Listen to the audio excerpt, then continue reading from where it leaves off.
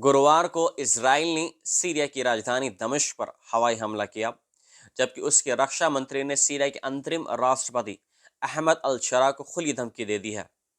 Israeli रक्षा मंत्री Israel kites ने कहा है कि जहां भी इजराइल के खिलाफ आतंकवादी गतिविधियां संगठित की जाएंगी, वहां इस्लामी चरमपंथी नेता अल जोलानी को इजरायली वायुसेना के विमान मिलेंगे और आतंकी ठिकानों पर हमला होगा। उन्होंने साफ शब्दों में कहा कि इस्लामी आतंकवाद को दमिश्क या कहीं और कोई छूट नहीं मिलेगी।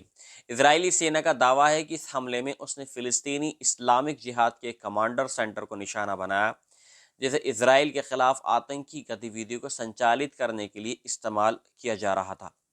हालांकि स्वतंत्र रूप से इस दावे की पुष्टि नहीं हो सकी है कि सीरियाई सरकारी मीडिया के अनुसार ये हमला दमिश्क के बाहरी इलाके में एक रिहायशी क्षेत्र में हुआ है। इजरायली सेना द्वारा जारी एक छोटे वीडियो में एक इमारत के किनारे पर विस्फोट होते देखा जा सकता है, जिसके बाद घने धुएं के गुबार उठते दिखाई देते हैं।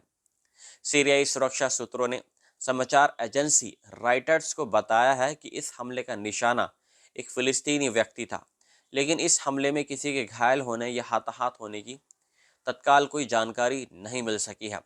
गुरुवार को ही इजरायली सेना ने सीरिया के अल कुनैत्रा इलाके में अपने टैंकों और सैन्य वाहनों के साथ बढ़त बनाई और पुराने सैन्य ठिकानों को नष्ट कर दिया। बीते महीने भी इसराइल ने सीरिया में कई हवाई हमले किए थे, जिसमें उसने सैन्य अड्डों को निशाना बनाया था। ये हमले प्रधानमंत्री बेंजामिन नेतन्याहू के उस बयान के बाद हुए थे जिसमें उन्होंने सीरिया के दक्षिणी हिस्से को पूरी तरह असैन्य बनाने की मांग की थी। इन हमलों में कम से कम 2 लोगों की मौत हो गई थी। सीरियाई मीडिया के मुताबिक ये हमले दमिश्क के दक्षिण में स्थित किस्वा शहर और दारा प्रांत के कई इलाकों पर हुए थे। नेतन्याहू ने पिछले महीने अपने एक भाषण में सीरिया के द्रुज समुदाय का विशेष रूप से उल्लेख किया था, जो ज्यादातर स्वेदा क्षेत्र में रहते हैं। उन्होंने कहा था कि इजराइल दक्षिणी सीरिया में द्रुज समुदाय के खिलाफ किसी भी खतरे को बर्दाश्त नहीं करेगा। गुरुवार को इजराइल के विदेश मंत्रालय ने पुष्टि की कि हाल के हफ्तों में उसने सीरिया के द्रुज समुदाय को मानवीय सहायता भेजी है। पिछले हफ्ते इजराइल ने यह घोषणा की थी कि वह सीरियाई द्रुज श्रमिकों को कब्जे वाले गोलान हाइट्स में काम करने के लिए वर्क परमिट देने की अनुमति देगा, जहां पहले से ही सीरियाई द्रुज आबादी का बहुमत इलाका है।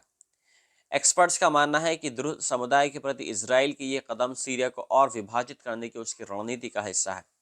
दिसंबर में जब बशर अल असद के दशकों पुराने शासन का अंत हुआ, तब से इजराइल लगातार सीरिया सैन्य ढांचों पर हमले कर रहा है।